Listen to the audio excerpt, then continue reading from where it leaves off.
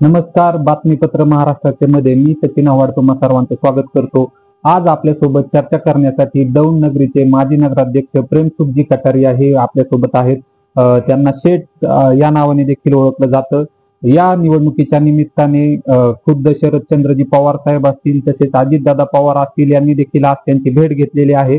या भेटीच्या पार्श्वभूमीवर नेमकी काय चर्चा झाली बंद दाराआड हे आपण त्यांच्याकडूनच जाणून घेण्याचा प्रयत्न करणार आहोत। तर काय सांगाल? शरद पवार साहेब आणि माझे संबंध हे फार जुने आहेत। त्यांच्या पहिल्या लोकसभेच्या निवडणुकीपासून मी त्यांच्या बरोबर असायचो आणि आजपर्यंतही जवळपास त्यांच्या बरोबरच आहे। परंतु कुठेतरी म्हटलं जातं की मला भेटायला आल्यानंतर बंदाआड काहीतरी दरवाजावर काहीतरी बैठक झाली आणि बोलणं झालं वगैरे। परंतु पूर्वीपासूनचे संबंध आणि त्यांच्या मुलीच्या निवडणुकीच्या निमित्तानं भेट घेणं हे काही विचित्रपणाचं आहे असं वाटत नाही। तर बंदाआड हा विषय आपण म्हणतो, परंतु बंद दरवाजाच्या ऐवजी त्यांनी खुल्या माझ्याशी चर्चा बरीचशी केलेली होती आणि त्या चर्चेच्या दृष्टिकोनातून आपली मुलगी विजयी व्हावी हा महत्वाचा प्रश्न त्या ठिकाणी निर्माण होतो। ते थोर आहेत, मी छोटा आहे आणि माझ्या दृष्टिकोनातून मला बंद दरवाजाआड कुठेतरी चर्चा होते असं म्हणणं माझ्या दृष्टिकोनातून योग्य नाही, कारण मी तितका मोठा नाही। शरदचंद्रजी पवार साहेब यांच्यानंतर आज अजितदादा पवार यांनी देखील आपली भेट घेतलेली आहे। या भेटीबद्दल काय सांगाल? अजितदादा पवारांचे आणि माझे जास्त संबंध म्हणजे माझे संबंध तसे अत्यंत जवळचे आहेत, फक्त जास्त बोलणं असायचं नाही, कारण आम्ही थोडंसं राहुल दादांबरोबर असल्यामुळं दादांच्या कामकाजीच्या दृष्टिकोनातून मी आणि ते बरोबरीने काम तालुक्याच्या दृष्टिकोनातून सतत करत आलो, शहराच्या दृष्टिकोनातूनही करत आलो। परंतु अजितदादांनी त्यांच्या सौभाग्यवतीच्या निवडणुकीच्या निमित्तानं भेट घेतली हे महत्वाचं आहे। मी फार मोठा नाही, परंतु त्यांच्या दृष्टिकोनातून अतिशय महत्वाची निवडणूक असल्यामुळं या निवडणुकीत त्यांनी भेट घेणं ही फार मोठी बाब झाली असं कोणी समजू नये। तर एक कर्तव्याचा भाग असतो, तशा पद्धतीमध्ये तेही मला भेटले किंवा कदाचित मी त्यांना जाऊन भेटलो असतो, कारण निवडणूक महत्वाची आहे आणि अजितदादांसारखं एक वेगळं नेतृत्व जेव्हा आमच्या मतदारसंघाला कदाचित मिळत असेल तर शहराला आणि तालुक्याच्या दृष्टिकोनातून एक महत्वाची बाजू त्यांच्याकडनं निश्चितपणानं होते। त्यामुळे चर्चा करत असताना तालुक्याचा विकास किंबहुना शहराचा विकास बारामती सारखं दौंड व्हावं ही अपेक्षा आमची देखील नेहमीच असते। त्यातला सहभाग त्यांचा त्या दृष्टिकोनातनं निश्चितपणानं आहे हे त्यांनी जाहीरपणाने देखील सांगितलेलं आहे। शेठ, आपण आजवर अनेक लोकसभा निवडणुका या पाहिलेल्या आहेत। पाठीमागील लोकसभा निवडणुका आणि ही लोकसभा निवडणूक यामध्ये तुम्हाला काय फरक जाणवतो? फार पूर्वीच्या काळामध्ये निवडणुकांचं महत्व एक ठराविक पद्धतीमध्ये असायचं किंवा अतिशय हुशार असे लोकसभेचे म्हणा, राज्यसभेचे म्हणा किंवा विधानसभेचे म्हणा आमदार किंवा खासदार निवडून यायचे। त्यांच्यापुढे देश किंवा राज्य हा सगळ्यात महत्वाचा प्रश्न असायचा।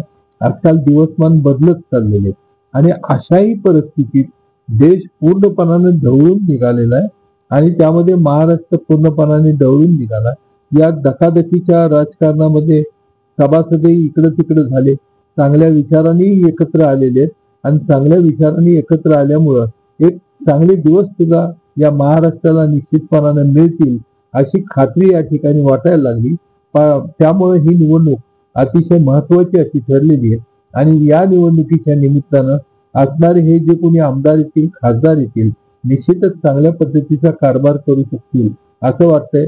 हा एक वेगळ्या प्रकारचा बदल निश्चितपणानं महाराष्ट्रात किंवा देशामध्ये झाल्यासारखा वाटतो, कारण देश या राजकारणाच्या निमित्तानं समजून घ्या किंवा देशाच्या प्रगतीच्या दृष्टिकोनातून चाललेली वाटचाल ही अत्यंत मोलाची आणि महत्वाची आहे आणि त्या वाटचालीच्या दृष्टिकोनातून उद्याचे दिवस हे भारताच्या दृष्टिकोनातून मी इतका मोठा नाही की भारताच्या विषयी बोलू शकेन, परंतु भारताच्या दृष्टिकोनातून जगाच्या पाठीवर एक देश एक नंबरचा व्हायला कुठेही अडचण भासेल असं वाटत नाही। असं कर्तृत्व आणि नेतृत्व या देशाला निश्चितपणाने मिळतंय आणि महाराष्ट्राला देखील मिळतंय असं चित्र आज तरी चांगल्या पद्धतीमध्ये मिळतंय। या निवडणुकीमध्ये आपली भूमिका काय असणार? प्रश्न असा आहे तो की आम्ही सगळे विचाराने डेव्हलपमेंट माइंडेड आहोत राजकारणापेक्षा माझा भाग चांगल्या पद्धतीमध्ये कसा डेव्हलप होईल, सगळ्या बाजूनी आमचा परिसर हा कसा डेव्हलप होईल महत्वाचा आहे.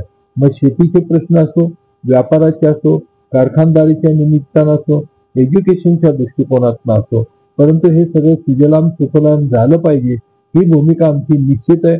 आणि त्या भूमिकेमध्ये जो चांगल्या पद्धतीचं काम करतोय आणि ज्याच्यावर विश्वास आहे किंवा खात्री आहे की महाराष्ट्र निश्चितपणानं या नेतृत्वाखाली डेव्हलप होईल, जसं आम्ही आमच्या आमदारांवर या गेल्या 10 वर्षामध्ये सतत बरोबर राहिल्यामुळं दौंडला कधी नव्हे एवढा निधी आमदारांच्या माध्यमातून मिळाला.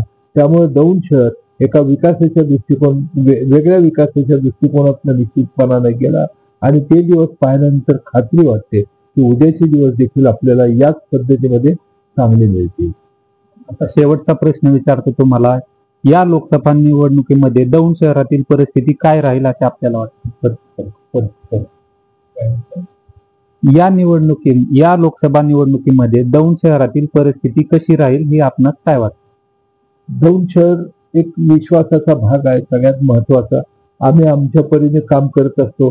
पूर्वीची गटबाजी जर सोडली तर यावेळेला आमदार आमच्या बाजूने आहेतच आणि विरोधी गटे जवळपास अजितदादा असल्यामुळं हे एकत्र झाल्यासारखे आहेत. त्यामुळे फार मोठी संख्या निश्चितपणानं मतदानाच्या दृष्टिकोनातनं दौंड शहरात किंबहुना तालुक्यामध्ये राहील. अपवाद फक्त एकच राहील की शरद पवारांच्या दृष्टिकोनातनं पूर्वापार हा मतदारसंघ असल्यामुळं किंवा त्यांच्या मुलींच्या निमित्तानं म्हणा असं आपण धरून चालू त्याही खासदार राहिलेले आहेत. आणि त्या खासदार राहिल्यामुळं त्यांचं असणारं कामकाज पाहिलं तर एक थोडासा वेगळा भाग या ठिकाणी मिळू शकेल. परंतु हे एकत्र झाल्यामुळं दौंड तालुका आणि दौंड शहर हे पूर्णपणानं सुनेत्रावरींच्या पाठीशी राहील असं चित्र एकंदरच आहे. आताच आपण दौंड नगरीचे माजी नगराध्यक्ष प्रेमसुखजी कटारिया यांच्यासोबत चर्चा केलेली आहे. दौंड शहर किंवा दौंड परिसर हा सुनेत्रा पवार यांच्या पाठीशी उभा राहील असं त्यांचं म्हणणं आहे. कॅमेरामन निलेश जांभेसह मी रिपोर्टर सचिन आव्हाड, बातमीपत्र महाराष्ट्राचे दौंड.